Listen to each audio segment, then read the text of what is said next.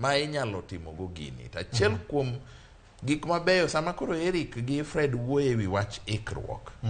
To nego wanon matut ahinya. Gimomiyo nyaka sani pod wan kama wantie bang' go kura tich ariyo juma mokalo. En nikech kaka nyo wan chakre dwe mar adek higa 2018. Nona to Eric biro ng'isi kata Fred biro ng'isi ni gini dinyo oselandi. Dinyo oselandi. Kama wasebetie kind dwe mar adek higa 18 nyaka sani.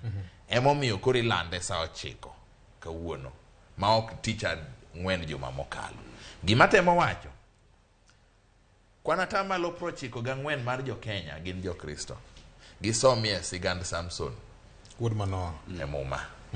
Kano baro jo Philistine dasi kiny ka kiny. Ne gitimango Delila nyaka kurubi. Aya gisomie sigand Luanda Magere kano balo lango ndasi